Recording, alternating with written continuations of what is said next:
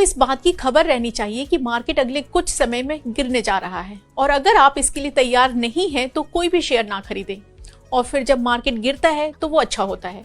ये कहना है पीटर लिंच का। Legendary fund manager Peter lynch ने ऐसा कहने से पहले कई सालों तक मार्केट को समझा और बताया कि असल में ये गिरावट मार्केट साइकिल का ही एक हिस्सा है और जब भी मार्केट गिरता है तो अच्छे शेयरों में निवेश करने का शानदार मौका मिलता है। अगर आपको भी लगता है कि शेयर मार्केट में आगे और गिरावट आने वाली है तो हमें कमेंट बॉक्स में जरूर बताएं, क्योंकि आज हम ये बताने वाले हैं कि शेयर मार्केट खास तौर पे निफ्टी में आगे कितनी गिरावट आ सकती है। मनी कंट्रोल ने एक पोल करके यही जानने की कोशिश की है। इस पोल में ज्यादातर मार्केट एक्सपर्ट का मानना है कि इंडियन शेयर मार्केट फिलहाल महंगा है और इसमें मौजूदा लेवल से कम 10% तक की गिरावट आ सकती है। यहाँ तक कि कुछ एक्सपर्ट्स ने तो 20% तक की गिरावट की भविष्यवाणी कर दी है, वो भी तब जब सेंसेक्स और निफ्टी पहले ही अपने अपने हाई से 5% तक टूट चुके हैं। आखिर कितना गिरेगा शेयर बाजार? मनी कंट्रोल के इस पोल में ट्रेडर्स, फंड मैनेजर्स से लेकर के एडवाइजर्स तक शामिल है। पोल में शामिल सबसे ज्यादा 52% लोगों ने कहा कि मिडिल ईस्ट में बढ़ते जियोपॉलिटिकल टेंशन और चीन के राहत पैकेज की वजह से इंडियन मार्केट पे प्रेशर दिख सकता है।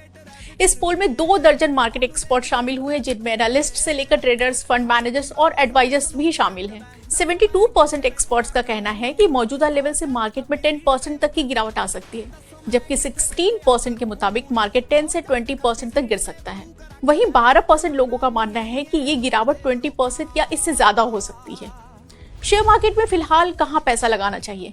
अगर आप भी इस गिरते बाजार में इन्वेस्टमेंट का मौका देख रहे हैं तो 76% एक्सपर्ट की पसंद है लार्ज कैप शेयर, जबकि 24% स्मॉल कैप या मिड कैप शेयरों में पैसा लगाना चाहते हैं। अगला सवाल है कि क्या भारतीय शेयर बाजार फिलहाल महंगा है?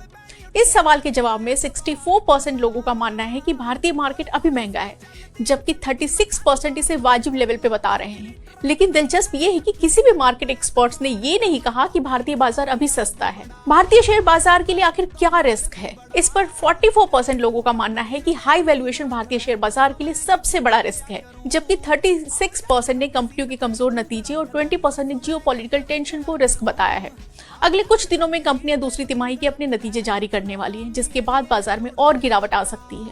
शंकर शर्मा ने पहले ही चेताया था। अगर आपको याद हो तो शंकर शर्मा ने कुछ दिनों पहले ही मनी कंट्रोल के साथ बातचीत में कहा था कि भारतीय शेयर बाजार वक्त से ज्यादा स्पीड से दौड़ रहा है और अब इसमें सुस्ती आ सकती है। पिछले 1 साल से इंडियन शेयर मार्केट दुनिया भर में सबसे बेहतर परफॉर्मेंस करने वाला मार्केट रहा है और ये इस दौड़ में अकेला ही है, लेकिन अब इसे चीन से चुनौती मिल रही है।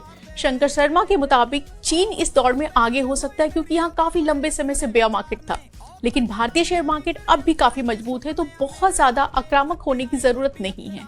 दूसरी तरफ चीन ने इकोनॉमिक ग्रोथ को बढ़ावा देने और अपने फाइनेंशियल मार्केट में भरोसा लौटाने के लिए कई कदम उठाए हैं। पीपल्स बैंक ऑफ चाइना ने ब्याज दर में कटौती की है और बैंकों के लिए रिक्वायर्ड रिजर्व रेशियो में 0.5% की कमी की है। इससे चीन की अर्थव्यवस्था में करीब 14.2 थाउजेंड करोड़ डॉलर आएगा। ब्रोकर्स के लिए करीब 7100 करोड़ डॉलर की स्वैप फैसिलिटी लाई गई है। इसके अलावा लिस्टेड कंपनियों के शेयर बायबैक को भी सपोर्ट करने के लिए रीफाइनेंस का विकल्प दिया गया है।